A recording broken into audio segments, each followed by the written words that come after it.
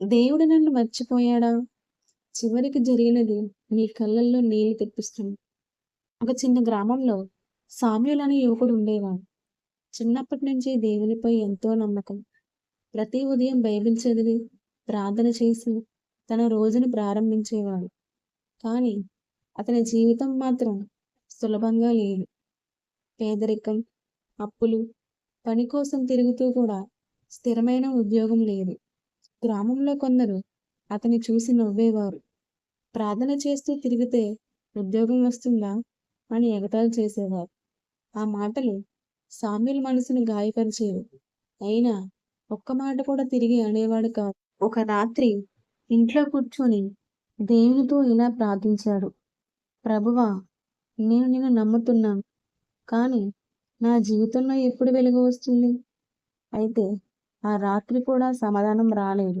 మరుసటి రోజు తెల్లవారిగానే మరో ఉద్యోగం కోసం పక్క ఊరికి బయలుదేరాడు. గంటల తరబడి నడిచాడు. చివరకు అక్కడికి వెళ్ళి అడిగితే ఇప్పటికీ ఆ ఉద్యోగానికి ఇంకొకరిని తీసుకున్నామని చెప్పారు. ఆ మాట విన్న వెంటనే అతని గుండె బరువయింది. తిరిగి వస్తూ రోడ్డు పక్కన ఒక వృద్ధుడు ఆకలితో కూర్చొని కనిపించాడు. సామ్యూల్ జేబులో చూసుకున్నాడు. మొత్తం ₹100 మాత్రమే ఉంది. అదే అతని దగ్గర ఉన్న చివరి డబ్బు. కొన్ని క్షణాలు ఆలోచించాడు. ఇది నేను ఉంచుకుంటే ఈ రోజు నాకు భోజనం దొరుకుతుంది. కానీ ఈ తాతయ్య పరిస్థితి ఇంకా దారుణంగా ఉంది అని చివరికి ఆ డబ్బుతో భోజనం కొనిచ్చాడు. వృద్ధుడు భోజనం చేసి కళ్ళల్లో నీళ్లు పెట్టుకొని ఇలా అన్నాడు. బిడ్డా, దేవుడు నీ మంచితనాన్ని ఎప్పటికీ మర్చిపోడు. సామ్యూల్ చిన్నగా నవ్వాడు. కానీ అతని మనసులో మాత్రం ఒక ప్రశ్న. దేవుడు నన్ను ఎప్పుడు గుర్తు చేసుకుంటాడు? ఆ రోజు అతనికి తెలియదు. ఆ చిన్న సహాయం అతని జీవితాన్ని పూర్తిగా మార్చబోతుందని. సామ్యూల్ ఆ వృద్ధుడికి భోజనం పెట్టి నెమ్మదిగా తన ఇంటి వైపు నడవసాగాడు. అతని జేబులో ₹1 కూడా లేదు. ఆకాశం వైపు చూసి మెల్లగా అన్నాడు. ప్రభువా, నాకు ఉన్న చివరి డబ్బు కూడా ఇచ్చేశాను. ఇక నేనేం చెయ్యాలి? సమాధానం లేదు. కానీ అతని హృదయంలో ప్రశాంతత మాత్రం ఉంది.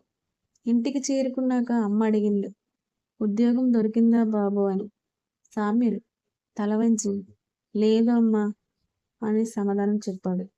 అమ్మ అతని ముఖం చూసి ఇంకేం అడగలేదు. ఆ రాత్రి ఇంట్లో తినడానికి కూడా చాలా తక్కువ ఆహారం ఉంది. అందరూ కొద్దిగా తిని పడుకున్నారు. మరుసటి ఉదయం సామ్యూల్ ఇంటి ముందు ఒక కారు వచ్చి ఆగింది.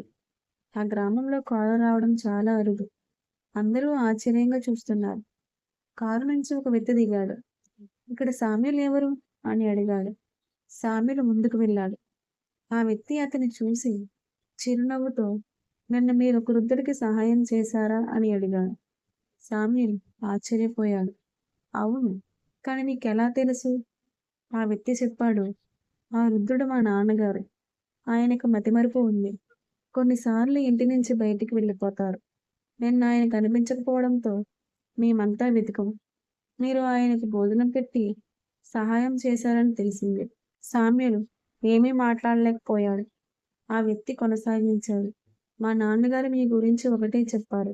ఆ అబ్బాయి చాలా మంచి మనసున్నవాడు అని. అంతేకాదు, మా కంపెనీలో నిజాయితీగా పనిచేసే వ్యక్తి కావాలి.